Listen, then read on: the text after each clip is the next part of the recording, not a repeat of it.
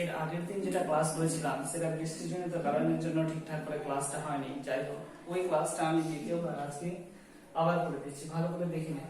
তাহলে কি করেছিলাম সেখানে হয়েছিল সাবান, ডিটারজেন্ট, সার ও কীটনাশক। তাহলে আজকে আমরা দেখে নিব এই চারটা জিনিস, সাবান, ডিটারজেন্ট, সার আর কীটনাশক। তাহলে এবার হবে যে সাবান কি, সাবান কাকে বলবো? তাহলে সাবান বলা হবে যে পামিটিক অ্যাসিড, স্টিয়ারিক অ্যাসিড,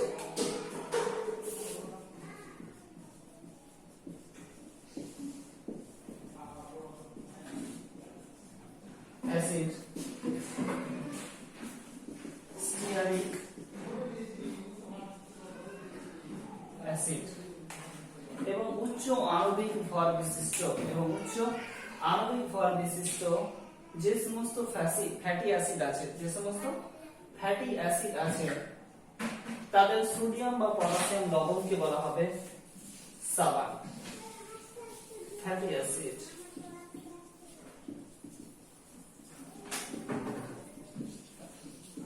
তাদের সোডিয়াম বা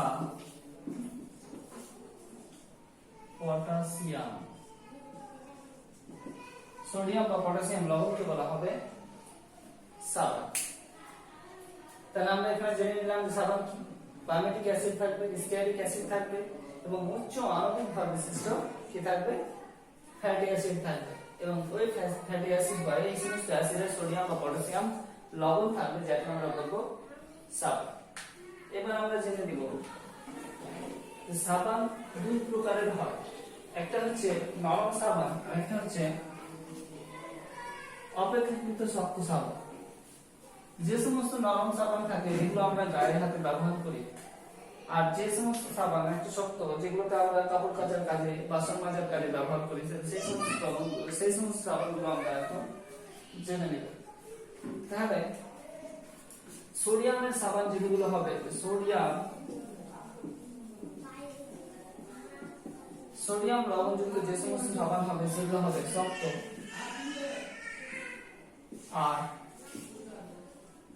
পটাশিয়াম লবণযুক্ত যে সমস্ত সাবান হবে সেগুলো হবে নরম সাবান।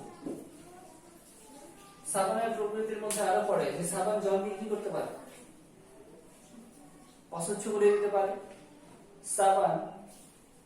সাবান জলের মধ্যে দ্রবীভূত হয় কিন্তু জলকে আবার অস্বচ্ছ দ্রবণে পরিণত করে দেয়। এবার আমরা জানবো যে আমাদের দৈনন্দিন জীবনে যে সমস্ত জিনিসগুলো ব্যবহার করি তাদের মধ্যে বেশ কিছুটা আছে, টেক্সট বইয়ের মধ্যে ছকের মধ্যে বলা আছে যে দৈনন্দিন জীবনে কি ব্যবহার করি। গায়ে হাতে মাখার জন্য সাবান ব্যবহার করি, তারপরে মাথায় দেওয়ার জন্য বা চুলে দেওয়ার জন্য শ্যাম্পু ব্যবহার করি, আরো আছে যেগুলো আমরা দেখে নেব। এবার হচ্ছে জামা কাপড় পরিষ্কার করার জন্য। এবার হচ্ছে ডিটারজেন্ট বলার আগে যে সাবান কিভাবে তৈরি হয় সেটা বলে দিচ্ছি, যেটাকে বলা হচ্ছে সাবানী ভবন।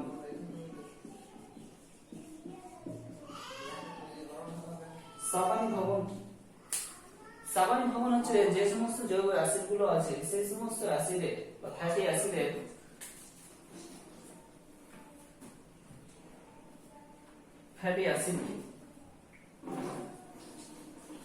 কৌষ্টিক সোডা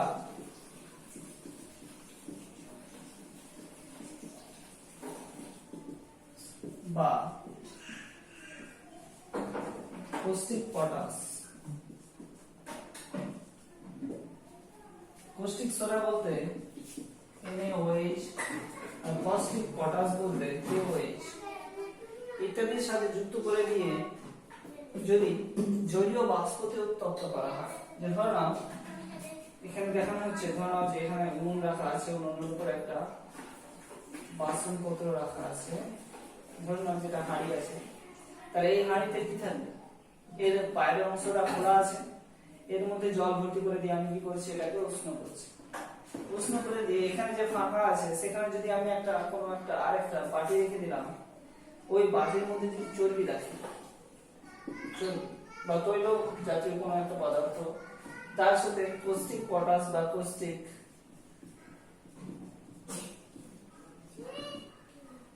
কস্টিক সোডা রাখি, আর সেটাকে যদি বাষ্প দ্বারা আমি উত্তপ্ত করি বা বাষ্প দ্বারা গরম করি, তাহলে এখান থেকে তৈরি হবে যেটা, সেটা হচ্ছে সাবান ও গ্লিসারিন। তাহলে কি কি দেখলাম, যে চর্বি বা তৈলাক্ত পদার্থ, তার সাথে যুক্ত করলাম পটাশিয়াম হাইড্রোক্সাইড বা কস্টিক পটাশ, সোডিয়াম হাইড্রোক্সাইড বা কস্টিক সোডা। তাকে যদি আমি বাষ্প দ্বারা উত্তপ্ত করি বা বাষ্প দ্বারা গরম করি, তাহলে সেখান থেকে সাবান বা গ্লিসারিন তৈরি হবে, আর এই পদ্ধতিকে বলা হচ্ছে সাবানীভবন। তাহলে এখান থেকে প্রশ্ন, সাবানীভবন কাকে বলে তাহলে জেনে গেলাম। এবার আসবে ডিটারজেন্ট কি বা ডিটারজেন্ট কাকে বলে।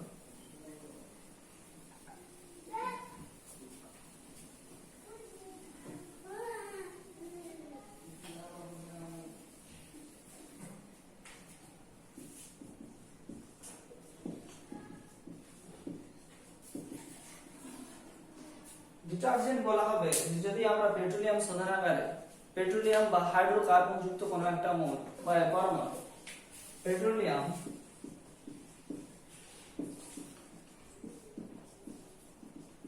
বা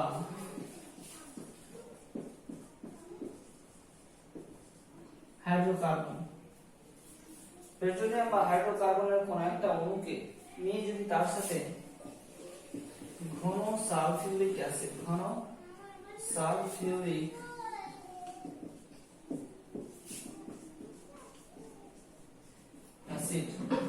বা গাঢ় H2SO4 নিই, আর তার সাথে যদি আমি যুক্ত করে দিই, আর যুক্ত করে দেওয়ার পর তারপরে যদি সেখানে আমি KOH বা NaOH যুক্ত করি, তাহলে যে পদার্থ পাওয়া যাবে তাকে বলা হবে ডিটারজেন্ট।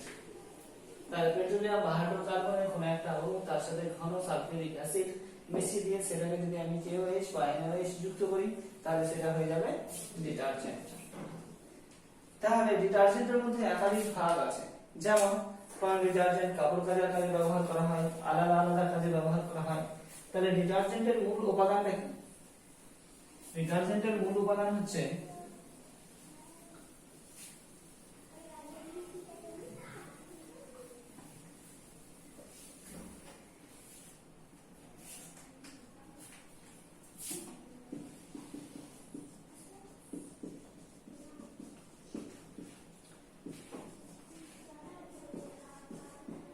অ্যালকাইল সালফেট,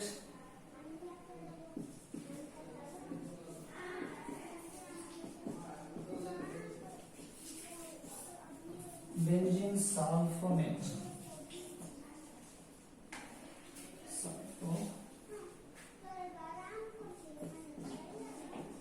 এবার যা তৈরি হবে তার নাম এখানে লিখতে হবে। যেমন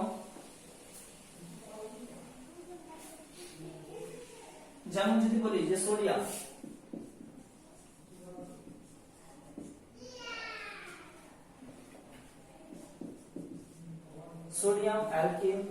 অ্যালকাইল সালফেট বা পটাশিয়াম,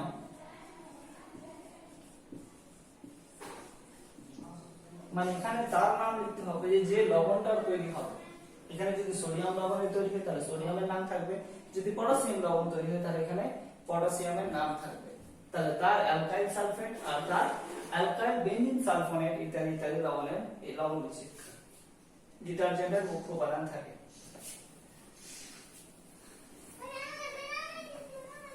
ডিটারজেন্ট একাধিক কাজে ব্যবহার করা হয়, কাপড় কাচার কাজেও ব্যবহার করা হয়, বাসন মাজার কাজেও ব্যবহার করা হয়।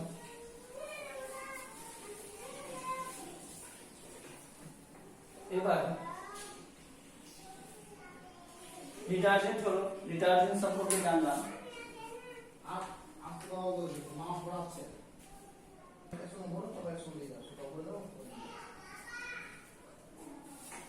ময়লা পরিষ্কার করার জন্য ডিটারজেন্ট ব্যবহার করা হয়, যেমন সোডিয়াম ট্রাইপলিফসফেট,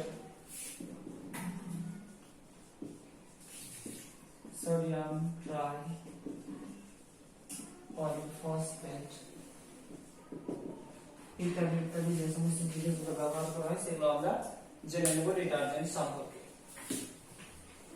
এবার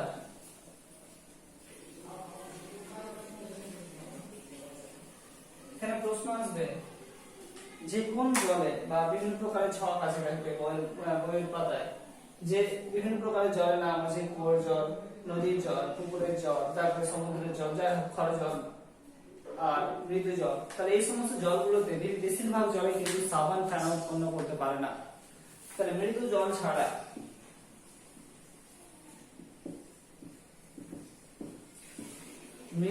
ছাড়া সাবান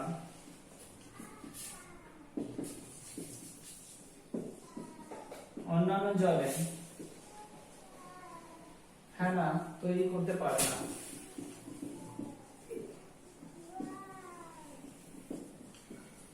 কিন্তু ডিটারজেন্ট মৃদু জলের মধ্যেও পারে, ক্ষার জলের মধ্যেও কিন্তু ফেনা উৎপন্ন করতে পারে। অতএব তার জন্য ডিটারজেন্ট দ্বারা বেশিরভাগ জিনিসপত্রগুলো পরিষ্কার করা হয়। কিন্তু মৃদু জল বলতে সাবান শুধু ব্যবহার করা হয় গায়ে হাতে মাখার জন্য। তার জন্য মৃদু জল আমরা ব্যবহার করে থাকি স্নান করার ক্ষেত্রে, তার জন্য সেখানে আমরা সাবান ব্যবহার করি। এবার বিভিন্ন জলের যদি নলকূপের দিকে ধ্যান দেওয়া হয়, তাহলে নলকূপের জল কি হয়, একটু কষাটে টাইপের হয়, কারণ তার মধ্যে কি থাকে, আয়রন বেশি থাকে। ওই আয়রন থাকার জন্য কিন্তু অনেকের জলে বা অনেকের বাড়ির নলকূপের যে সমস্ত জলগুলো আছে সে সমস্ত জলে বেশি ফেনা উৎপন্ন হয় না সাবান ব্যবহার করার পরবর্তীতেও। তার ক্ষেত্রে বেশি সাবান ব্যবহার করতে হয় বেশি ফেনা উৎপন্ন করার জন্য। আবার কারো কারো জল যদি ভালো হয় তাহলে তাদের ক্ষেত্রে মৃদু জল আছে, আর মৃদু জলটার জন্য তাদের ক্ষেত্রে সাবানটা কম ব্যবহার করলেই কিন্তু তাদের ফেনা ঠিকঠাক হয়ে যায়। কিন্তু ডিটারজেন্ট যে সমস্ত জলে ব্যবহার করা হোক না কেন, সেটা নদীর জল হোক বা অন্যান্য জল, তাহলে তার ক্ষেত্রে সম পরিমাণে কিন্তু ফেনা উৎপন্ন হয়। তাহলে এটা গেল সাবানের ক্ষেত্রে। এবার আসবো সারের ক্ষেত্রে, যে সার কি কি করে বা সার কাকে বলে।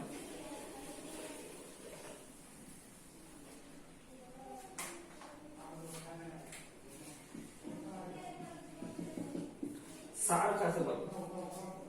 যে সমস্ত জৈব বা রাসায়নিক পদার্থ, জৈব হতে পারে আবার রাসায়নিক পদার্থ হতে পারে, যে সমস্ত জৈব ও রাসায়নিক পদার্থ উদ্ভিদের পুষ্টি যোগান দেয় বা উদ্ভিদের পুষ্টি সরবরাহ করে, সেই সমস্ত জৈব বা রাসায়নিক পদার্থকে বলা হবে সার। তাহলে কি করবে, মুখ্য উপাদানটা কি, মুখ্য উপাদান বলছি, দেখো কি করবে, উদ্ভিদের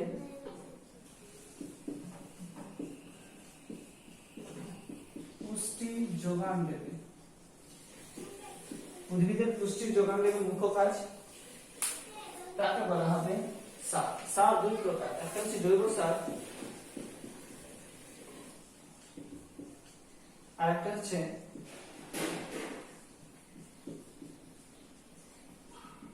অজৈব সার বা কৃত্রিম সার।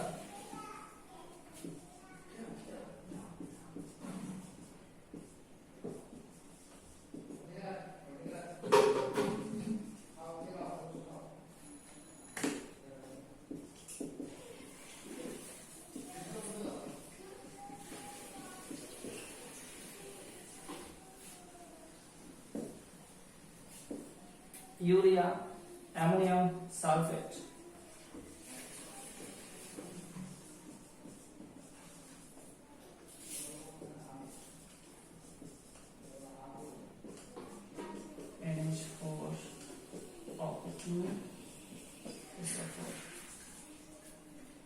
তাহলে এই সমস্ত হচ্ছে অজৈব সার। তাহলে জৈব সার কাকে বলবো আর অজৈব সার কাকে বলবো?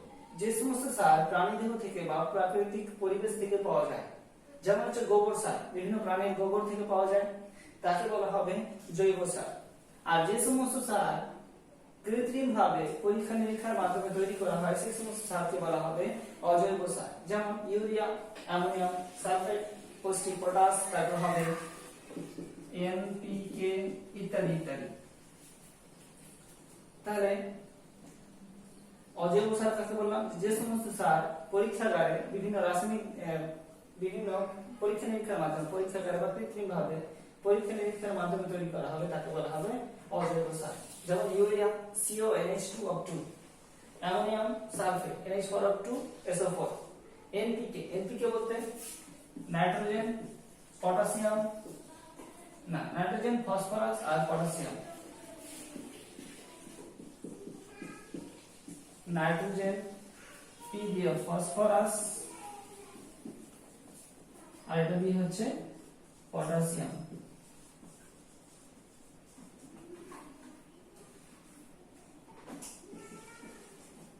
তাহলে এনপিকে সার এটি অত্যন্ত উপযুক্ত সার, ব্যবহারযোগ্য সার, কারণ এখানে তিন প্রকারের মৌল আছে, নাইট্রোজেনও আছে, ফসফরাসও আছে, আবার পটাশিয়ামও আছে। এটাও কৃত্রিম সার, কৃত্রিম ভাবে তৈরি করা হয় ইত্যাদি মৌলগুলো দিয়ে। তাহলে আমরা সার সম্পর্কে জেনে গেলাম যে সার কি, উদ্ভিদের পুষ্টির যোগান দেবে।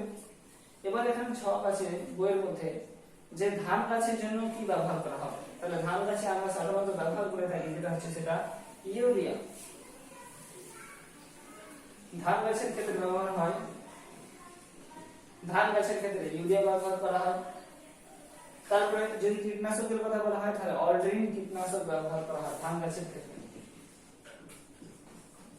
অল্ড্রিন কীটনাশক এটাও কৃত্রিম ভাবে তৈরি, ইউরিয়াও অল্ড্রিনও কৃত্রিম ভাবে তৈরি।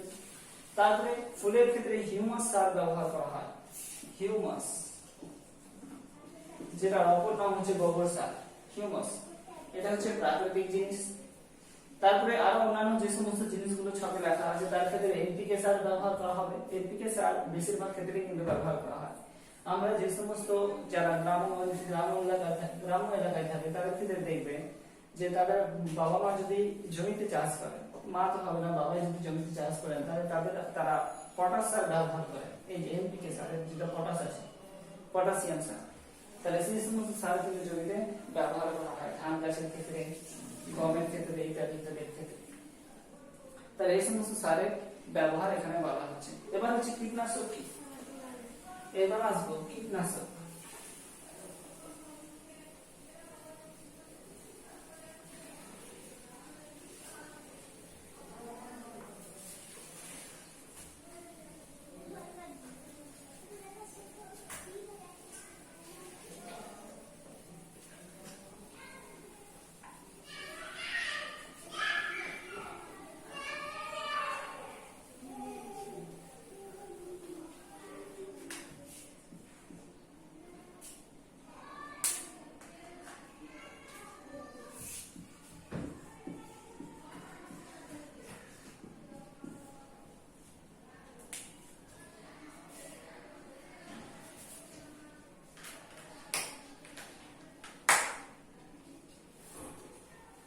পরীক্ষাগারে কৃত্রিম ভাবে তৈরি যে সমস্ত অজৈব উপাদান, পরীক্ষাগারে কৃত্রিম ভাবে তৈরি যে সমস্ত অজৈব উপাদান কীটপতঙ্গ দমনে সাহায্য করে, কীটপতঙ্গর দমনে সাহায্য করে সেই সমস্ত জিনিসকে বা সেই সমস্ত পদার্থকে বলা হবে বা সেই সমস্ত উপাদানকে বলা হবে কীটনাশক। তাহলে পরীক্ষাগারে অজৈব পদার্থ থেকে উৎপন্ন যে সমস্ত পদার্থ কি করে কীটপতঙ্গের দমনে সাহায্য করে সেই সমস্ত পদার্থকে বলা হবে কীটনাশক। এবার বিভিন্ন কীটনাশকের উদাহরণের মধ্যে আমরা দেখলাম যে একটু আগে বললাম অল্ড্রিনের কথা, অল্ড্রিন। তারপরে আমরা জানবো ডিডিটি, মিথাইল প্যারাথিয়ন,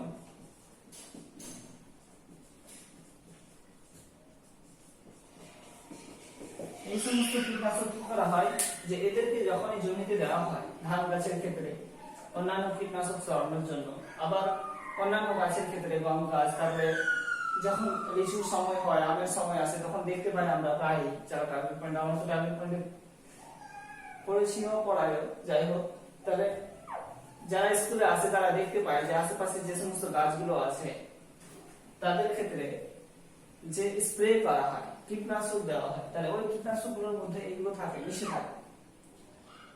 তাহলে এই কীটনাশকগুলো কি করে যে ওই যে যখন মুকুল ধরে গাছের মধ্যে, তখন ওই মুকুলগুলোকে যেন পোকামাকড় না এসে আক্রমণ করে তার জন্য সেখানে দেওয়া হয় কীটনাশক, পোকামাকড়কে দমন করার জন্য। কিন্তু বাস্তবে দেখা যাচ্ছে যে এই সমস্ত কীটনাশকের ব্যবহারের ফলে কিন্তু পরিবেশের অনেক দূষণ ঘটছে। যেমন ডিডিটির ব্যবহার, ডিডিটি, গ্যামাক্সিন ইত্যাদির ব্যবহার কিন্তু অন্যান্য দেশগুলোতে বন্ধ হয়ে গেছে, একেবারে বন্ধ। আস্তে আস্তে সমস্ত কীটনাশকের ব্যবহার আস্তে আস্তে বন্ধ হয়ে যাচ্ছে বিভিন্ন দেশ থেকে। এবার কেন হচ্ছে? কারণ আমরা দেখতে পেলাম যে এরা কি করে কীটপতঙ্গকে দমনে সাহায্য করে। কিভাবে সাহায্য করে? মূলত যে সমস্ত কীটপতঙ্গগুলো এই খাবারের উপরে এসে বসবে বা এই উপরগুলোর উপরে এসে বসবে, সেই সমস্ত কীটনাশকের জীবন ধ্বংস হয়ে যাবে বা তাদের বংশ বিস্তার ঘটবে না। যতটা পোকামাকড় বসবে তারা সবটাই প্রায় কি হবে, মারা যাবে। এমনকি পরিবেশ বান্ধব যে সমস্ত পোকামাকড়, যেমন মৌমাছি, মৌমাছি কি করে? পরাগ মিলনে সাহায্য করে, তবে সেই সমস্ত প্রাণীগুলো কিন্তু বিলীন হয়ে যাবে। তার জন্য কীটনাশকের ব্যবহার বিভিন্ন জায়গাতে আস্তে আস্তে বন্ধ করে দেওয়া হচ্ছে। এবার হচ্ছে যে সার ব্যবহারের ক্ষতিকারক প্রভাবগুলো কি কি? তবে সার ব্যবহার করলে কি ক্ষতি হচ্ছে? সার ব্যবহার করলে প্রধানত ক্ষতি হচ্ছে যে সার জমির অম্লতা বৃদ্ধি করে, জমি যে অ্যাসিডিক হয়ে যাবে সেটা হয়ে যাবে সার বেশি পরিমাণে সার ব্যবহার করলে। 2 নম্বর, যে সার ব্যবহারের ফলে কিন্তু জমির উর্বরতা নষ্ট হয়ে যাবে। জমি যে যতটা উর্বর আছে ঠিক ততটা উর্বর আর থাকবে না, সেটা আস্তে আস্তে নষ্ট হয়ে যাবে। তারপরে আর একটা ঘটনা ঘটবে, সেটা হচ্ছে ইউট্রিফিকেশন।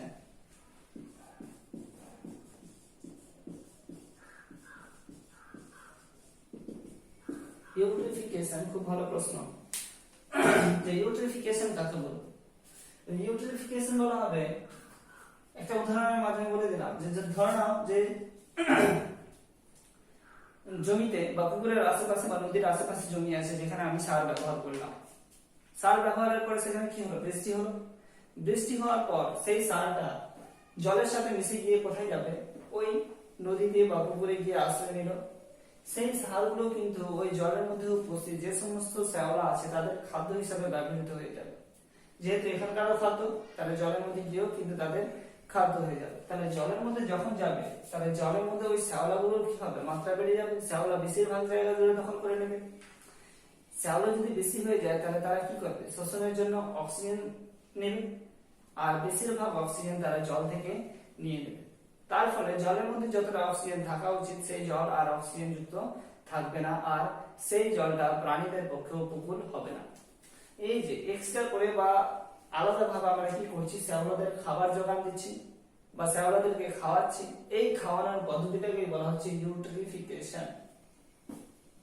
তাহলে এখানে বোঝা গেল যে অতিরিক্ত পরিমাণে সার ব্যবহারের ফলে সেই সমস্ত সার নদী বা নালা দিয়ে নদীতে বা পুকুরে গিয়ে জমা হয়। পুকুরে গিয়ে জমা হওয়ার পর সেখানে শ্যাওলাগুলো কি করে? অতিরিক্ত মাত্রায় বেড়ে ওঠে এবং ওই জলটা অক্সিজেনের মাত্রা ঘটিয়ে দেয় বা অক্সিজেনের মাত্রা কি করে? কমিয়ে দেয়। তাহলে সেই অক্সিজেনের মাত্রা কমে যাওয়ার জন্য সেই জলটা অন্যান্য প্রাণীদের পক্ষে বেঁচে থাকার আর উপকূল থাকে না। তার জন্য কি হয়? এই ঘটনাটাকেই বলা হবে ইউট্রিফিকেশন।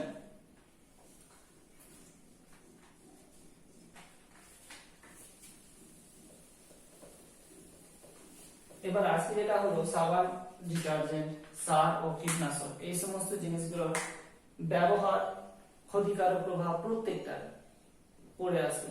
কারণ আমরা এই চ্যাপ্টারের শুরুতেই দেখেছিলাম, এই চ্যাপ্টারের নাম ছিল যে প্রসাধনী দ্রব্য। প্রসাধনী বলতে যেগুলো আমরা ব্যবহার করি বা আমাদের ক্ষেত্রে যেগুলো প্রয়োজনীয়, তাদের প্রভাব আর তার ক্ষতিকারক প্রভাব, ব্যবহারিক প্রভাব আর ক্ষতিকারক প্রভাব। তাহলে আমরা যতটা জিনিস জানবো, সার জানলাম, সারের ব্যবহার কি, তার ক্ষতিকারক প্রভাব কি, সাবান জানলাম, ডিটারজেন্ট জানলাম, কীটনাশক জানলাম, প্রত্যেকটার ব্যবহার এবং তার ক্ষতিকারক প্রভাব আমরা জেনে নেব।